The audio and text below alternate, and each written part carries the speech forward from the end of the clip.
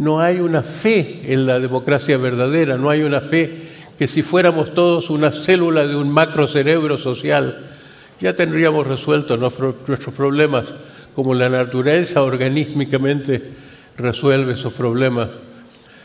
Somos como células que no funcionan como células, porque estamos cada uno demasiado dormidos, demasiado inconscientes.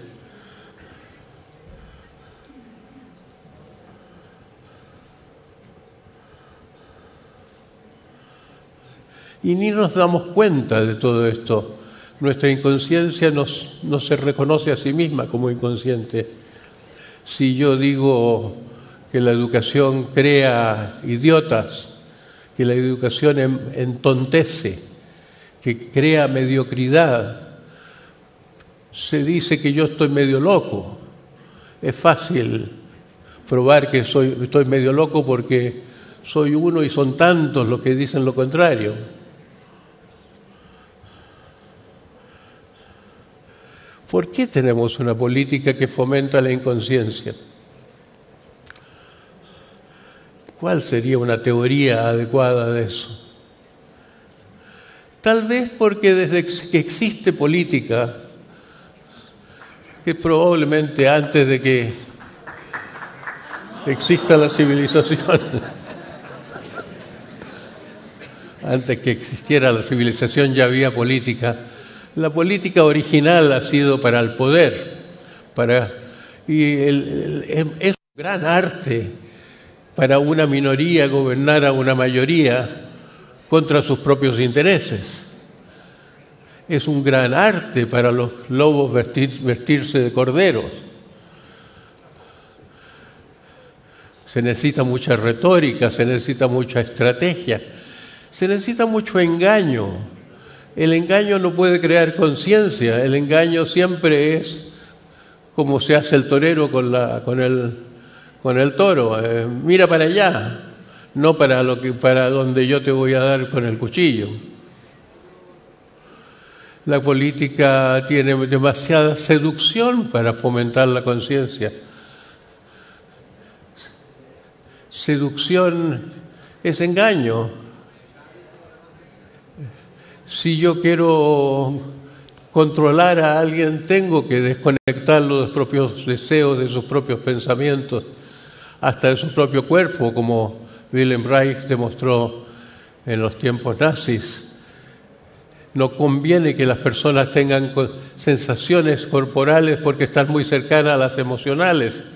Si uno quiere manejar a la gente, mejor que no solo no piensen, sino que no miren hacia adentro y no se sientan. Hay que desconectar la sensibilidad. Es muy problemático esto del dinero. Decía el Evangelio en la traducción antigua, no se puede servir a dos amos, o sirves a Dios o sirves a mamón. Me gusta esa palabra, esa demonización del dinero. ¿Eso es una promesa?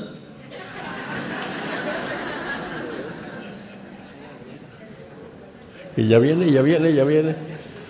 Mejor nos dedicamos a esperar. Bueno, unos 4 más adelante, yo creo.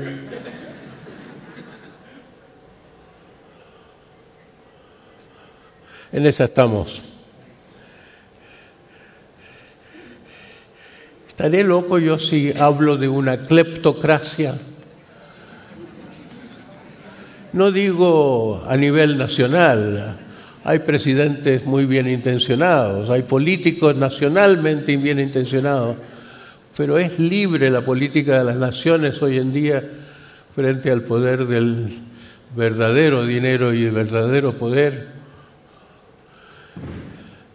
Vi hace poco una película, me mostraron en Italia una versión de Antígona, en que Antígona aparece como una mujer que camina por una calle moderna y ve muertos en el camino y quiere enterrarlos, se los lleva para enterrarlos y la persiguen, terminan matándola naturalmente. Es como que... la película se llamaba Caníbal Yo hablo de cleptocracia, Chomsky habla de cleptocracia en su último o penúltimo libro, Las leyes del poder. Entonces,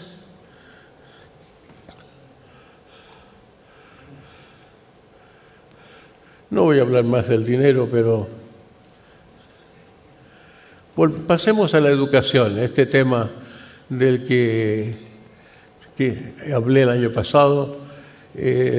Adam Smith, a quien tanto se menciona como persona en los orígenes del capitalismo, pero que fue un gran humanista, él preveía que con el surgimiento de las fábricas en la era industrial se embrutecería la gente con el trabajo y habría que darles una educación compensatoria. Lo que tenemos no es una educación compensatoria para el embrutecimiento, sino que una educación que embrutece a cualquiera. Se ofrece como un gran regalo de la educación obligatoria, pero es un regalo bastante podrido. Lo que ocurrió es que, en la siguiente, por favor, tenemos una educación que yo destacaría esas tres cosas. Es una educación paterna, el padre severo exige más de lo que se puede, crea tensión, crea culpa, pero no hay una maternización, no hay un maternaje.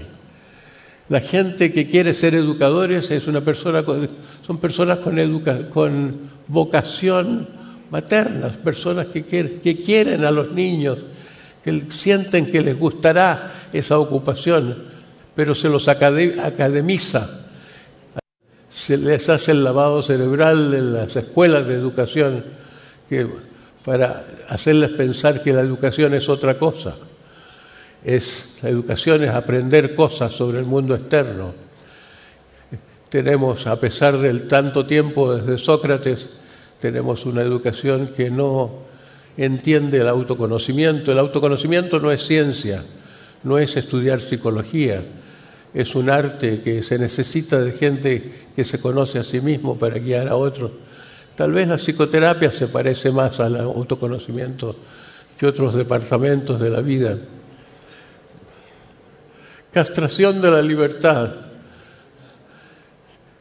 Claro, una persona a quien se condiciona mucho de niño, ya no sabe que ha perdido la libertad. ¿Cuánto sabemos nuestros deseos? Gran parte de la psicoterapia, de la terapia, y yo me dediqué tanto a la terapia, es hacer que la gente reconozca sus deseos y se dé cuenta que no son tan feos como parecían. El modelo freudiano de la mente es como una creencia que uno tiene un cocodrilo asqueroso en el sótano y nunca se atreve a abrir la puerta del Sócrates para no encontrarse con ese monstruo tan asqueroso. Es un cuco, es una fantasía inconsciente, una fantasía muy destructiva. Personalmente, yo soy un convencido de que somos intrínsecamente buenos, así como en el budismo se dice que somos budas, aunque no lo sepamos y que tenemos que descubrirlos. Y así como los hindúes piensan también que el yo personal es uno con el yo universal, somos divinos y no nos hemos dado cuenta. Pero en Occidente la doctrina del pecado original ha tapado todo eso. Y esa doctrina del pecado original es muy curiosa porque se atribuye a un Dios vengativo, tanta rabia con la desobediencia de Adán y Eva que quiso maldecir todas sus descendencia por las generaciones y las generaciones. Me recuerda eso también una declaración de Tertuliano, uno de los padres de la Iglesia, que pensaba que el éxtasis de los bienaventurados viene de que desde el cielo están mirando a los condenados en el infierno. ¿Qué tipo de mentalidad es esa que piensa que la felicidad sea un juicio punitivo. El objetivo de pasar exámenes parece que fuera poca cosa, pero es para eso que se estudia sobre todo para pasar exámenes, no se estudia para aprender. La motivación es una motivación de pasar exámenes porque cuando depende de eso que vayas a encontrar trabajo, ¿cómo puede desarrollarse valores si no se siguen los valores intrínsecos, si no se sigue el deseo de aprender? Yo estuve hospitalizado hace 2 días, me llevaron a emergencias, terminé hospitalizado sin querer y la enfermera que me atendía comentó a propósito de cualquier cosa, fue una observación del médico de turno, dijo, aquí en Chile la gente no hace las cosas porque les gusta hacerlas. Aquí en Chile se hacen las cosas para decir, mira lo que hice. Una gran observación sobre la vanidad, pero ¿de dónde viene esa vanidad? Sino de que aprendemos a trabajar para un objetivo, no un porque sí o porque es mi ley interna. El próximo diapositivo yo lo considero muy interesante. El misteriosa obsolescencia de la educación. Es la más obsoleta de nuestras instituciones, no ha cambiado nada desde hace un par de siglos. Todas las demás instituciones se modernizan, las empresas se modernizan, la ciencia, ¿para qué decir? Ya pasa de moda en 5 días, casi todo. Y yo siempre uso eso como argumento de que más vale las humanidades que no pasan de moda. Edipo en Colono o Shakespeare valen tanto hoy como siempre. La ciencia que se exalta tanto es más cientificismo que ciencia. Es una ciencia que se usa para prohibir otras cosas, una ciencia al servicio de la mente patriarcal, como digo yo, pero no es mi tema de hoy, aunque algo va a haber de este tema. ¿Será que obsoleta la educación por inercia burocrática? Porque las grandes burocracias es difícil cambiarlas. ¿Será que es falta de sabiduría? A mí me parece que cuando uno entra en un ministerio de educación, yo he estado en muchos países en los ministerios de educación, por mi pelea por el cambio de la educación, me encuentro con que la gente no es idiota, se comporta de manera idiota, pero por conformidad con un sistema. Los ministros de educación no tienen tanta voluntad propia. Incluso cuando llegan al cargo, todos los demás empleados del ministerio los ponen al día sobre lo que hay que hacer y cómo se hace. Y no viene, parece, esa inercia. Parece que hay algo secreto que no sabemos, que está manteniendo que las cosas sigan así. Entonces, mi hipótesis alternativa de por qué la educación es tan poco educativa es que hace muy bien lo que se propone. La educación es para otra cosa, no es para educar. La educación es para que la gente se adapte a una sociedad enferma, la educación es para la conformidad. Se podría decir de muchas maneras.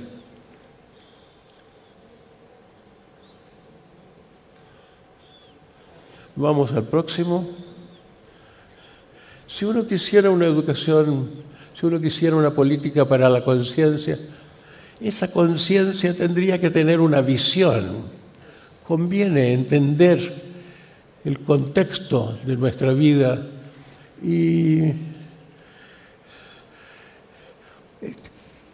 ese punto de vista, más y más me parece a mí que debería crearse una cultura que apunte, que problematice la mente represiva.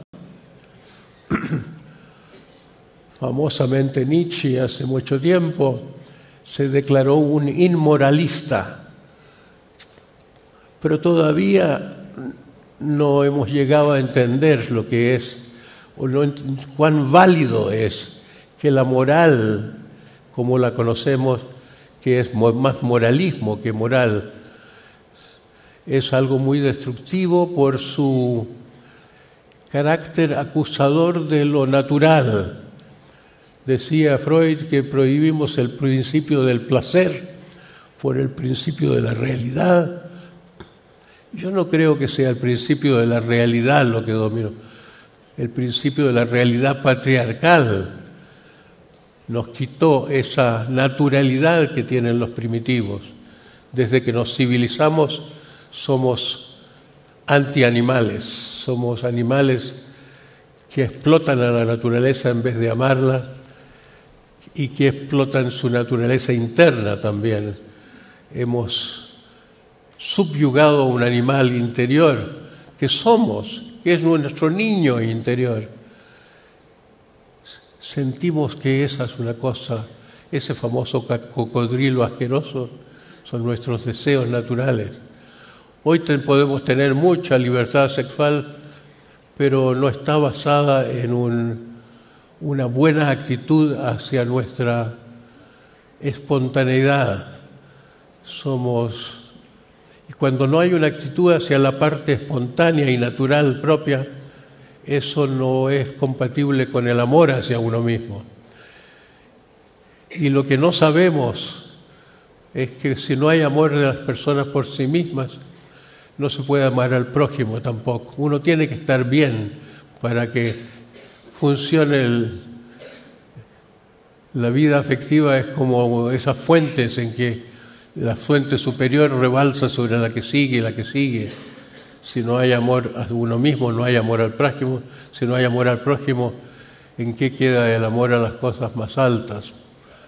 El amor devocional, o como quiera que se lo llame, el amor a los ideales.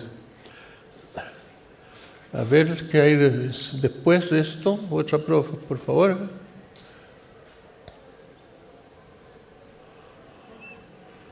Nuestra problemática, la destructividad de la mente insular. Yo llamo mente insular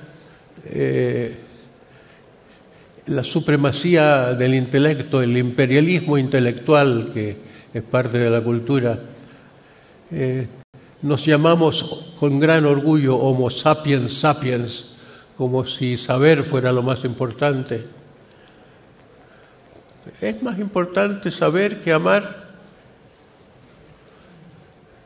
Edgar Morin famosamente insiste que el Homo sapiens es un Homo demens, que es ese desequilibrio de la facultad intelectual sobre el amor y sobre la libertad, sobre el niño interior, que no es tampoco amor, es simplemente un impulso misteriosamente exploratorio. Vamos a un pequeño vídeo. Un músico español me escribió, me dijo, me gustaría que me escribieras un poema filosófico para ponerle música. Y me lo han celebrado mucho. La música que me mandó no es música que llamaría la atención como música, pero junto con el texto ayuda a que se pone de relieve lo que digo, y alguien le ha agregado imágenes. Así que cuando puedas ponerme ese vídeo.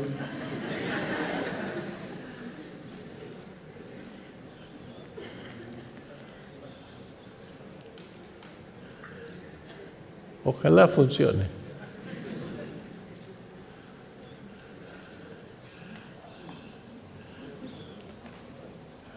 Lo llamo este vídeo del paradigma patriarcal al paradigma holístico triunitario.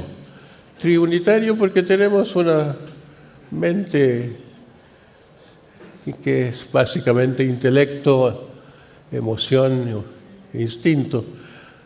Pero yo creo que ya podemos seguir adelante Y paro de hablar yo. ¿Y por qué no avanza ese vídeo? Hay que darle play.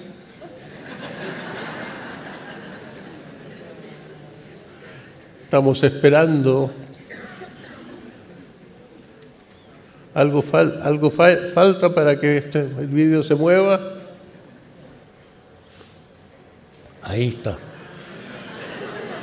Ya lo vemos. Existe play.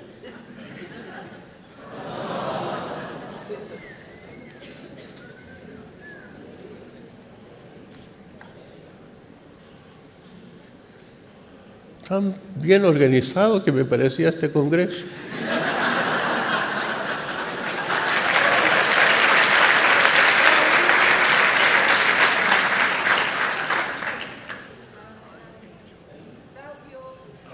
Audio. Y si se puede volver atrás. Ojalá al comienzo. Atrás. Para el audio.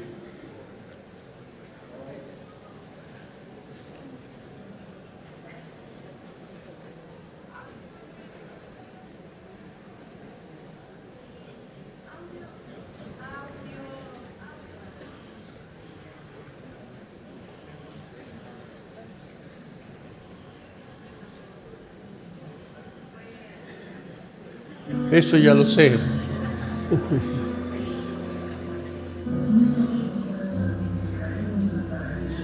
Más alto, volumen.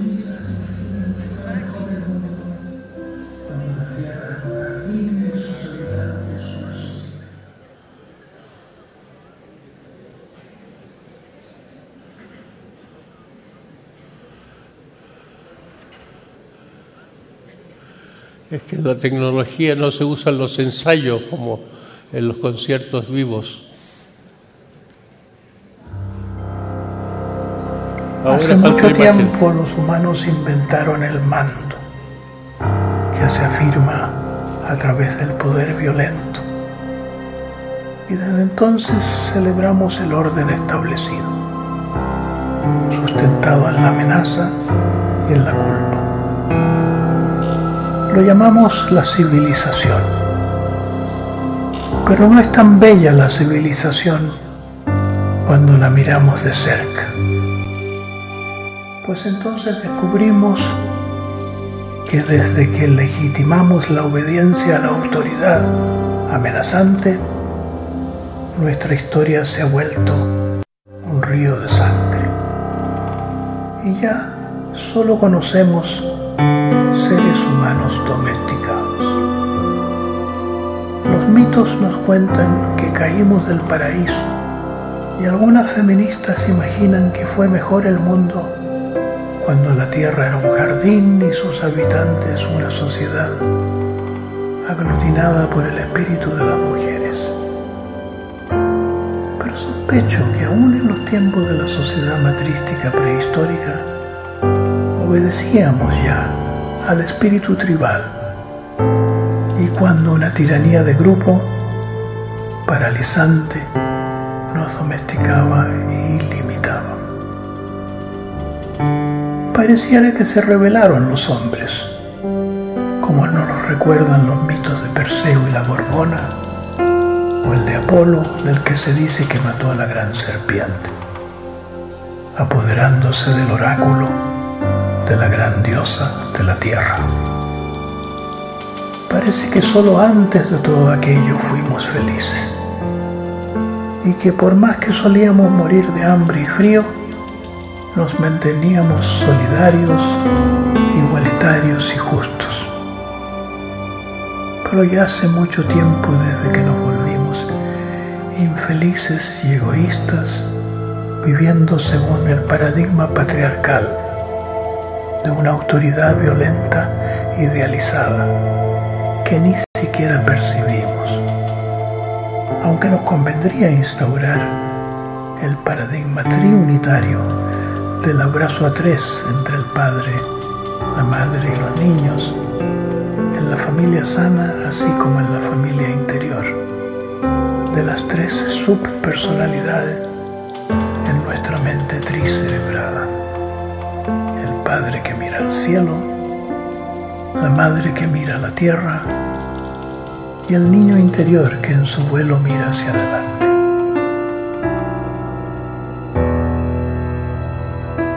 El padre que manda sin mandar porque comprende e inspira, la madre que cuida sin cuidar porque ama, el niño que actúa sin actuar porque es puro movimiento.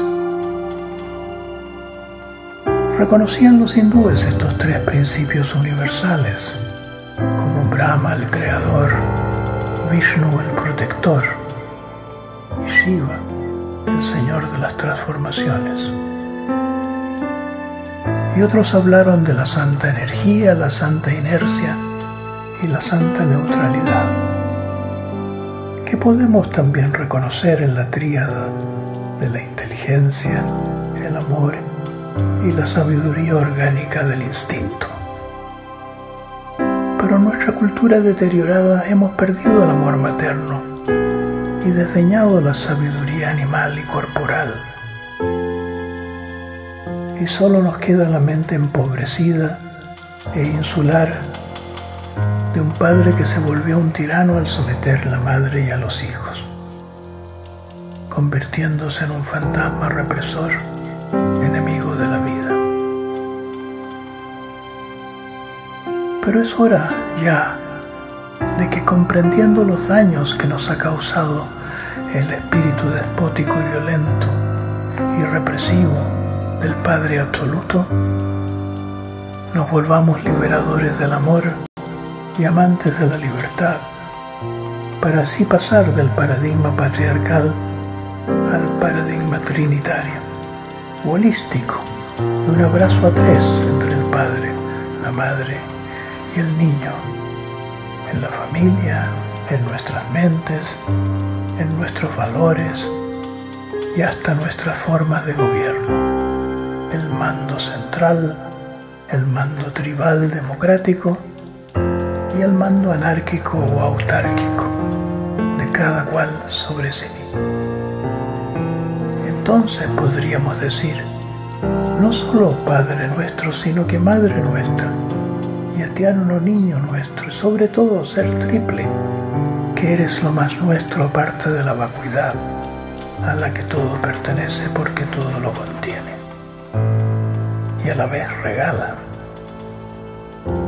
El 3 veces nuestro se predica sin cañón y sin campana, decía mi amigo y mentor Totila Albert, y añadiría hoy que sin poder, ni propaganda, ni dinero, pues no se predica y ni siquiera se enseña, sino que es, simplemente, se lo permite como el orden natural, que aparecerá cuando dejemos de predicar, de enseñar, forzar, pretender, y reconociendo nuestros errores, así como nuestra impotencia, nos rindamos a un orden diferente del que hemos venido estableciendo en nuestra ignorancia arrogante.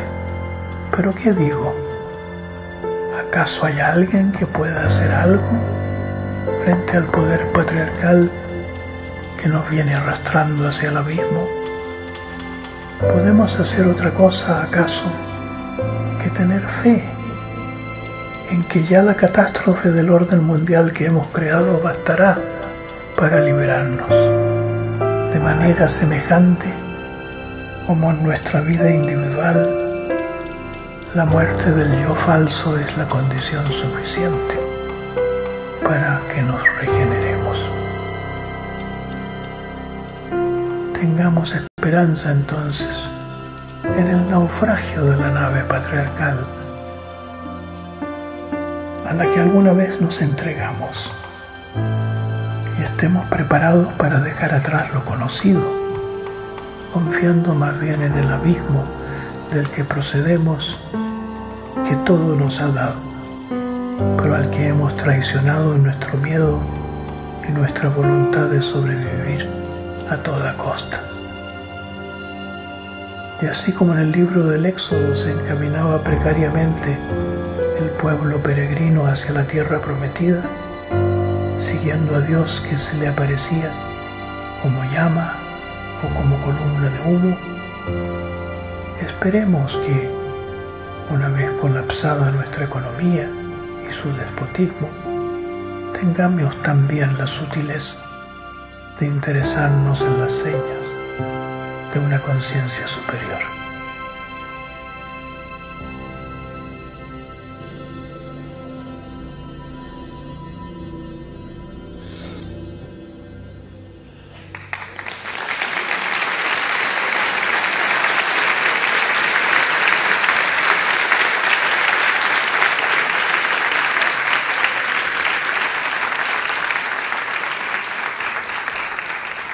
Creo que me queda tiempo todavía, porque me dijeron que había una forma de que yo pudiera saberlo mirando en una pantalla, pero parece que no está funcionando.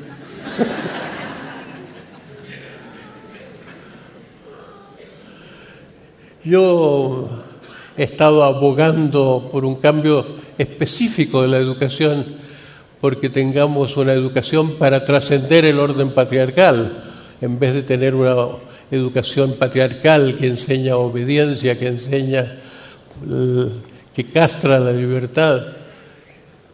Pero este lenguaje no lo entienden las burocracias, no lo entienden los educadores. ¿Cómo se puede pretender una educación para trascender el patriarcado si nadie avala este concepto, si nadie no está en el vocabulario? Sin que nuestras burocracias se interesen en cuestionar la mente represiva que nos ha convertido en personas sin el fuego de la vida ni el agua del amor. Así estoy llamando en ese momento lo materno y lo infantil.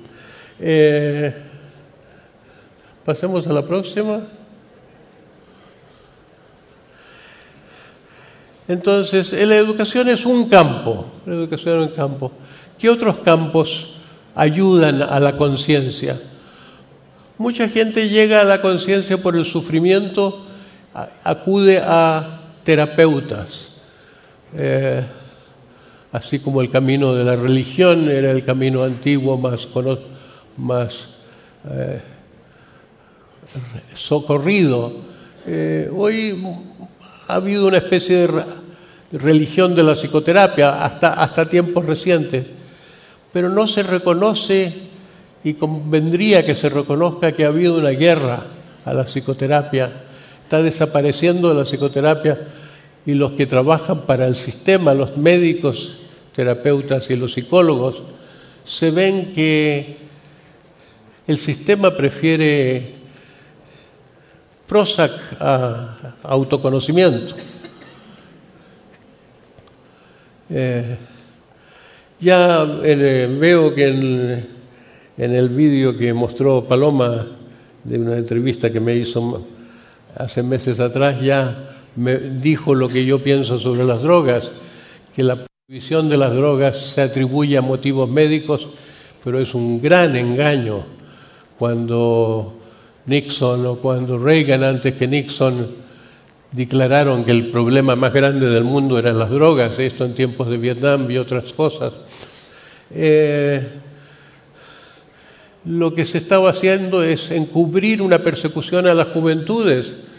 Descubrió el sistema que la contracultura era muy peligrosa, y con buena razón, tuvo una buena previsión. La contracultura se podría definir por una cultura en que sin argumentos intelectuales hubo un sentir generalizado que la cultura está mal, que es una especie de enfermedad colectiva.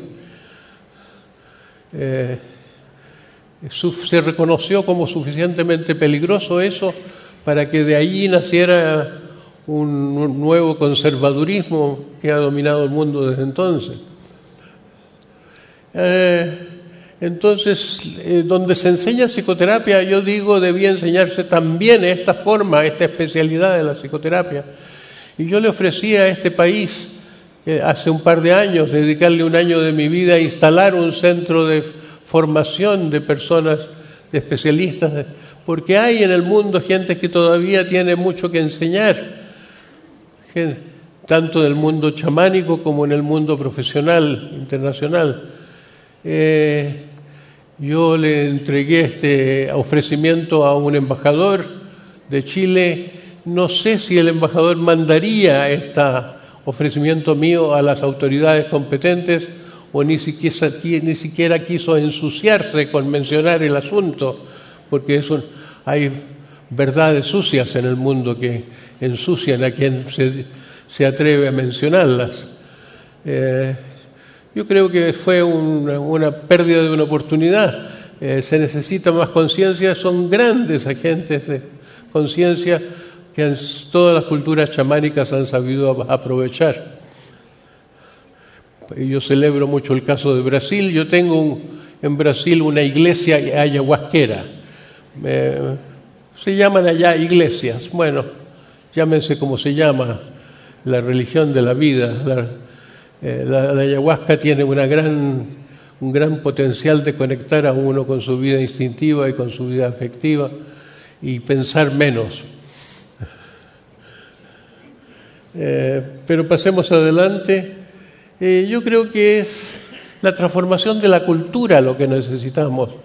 Ya Nietzsche decía, necesitamos una cultura más dionisíaca, un cristianismo fosilizado que nos ha hecho demasiado represivos. El antídoto a eso sería Dionisio, el dios de la libertad, el dios del baile, el dios de la expresión,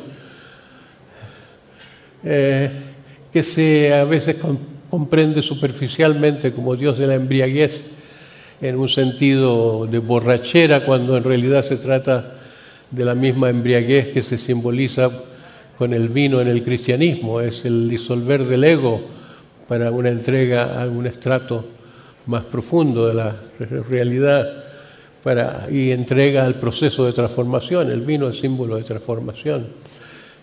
La uva pisoteada y fermentada, en cierto modo destruida, para transformarse en este licor tan valioso. Digo ahí, cómo una cultura criminalizante nos ha vuelto canallas. Si alguien duda que seamos canallas,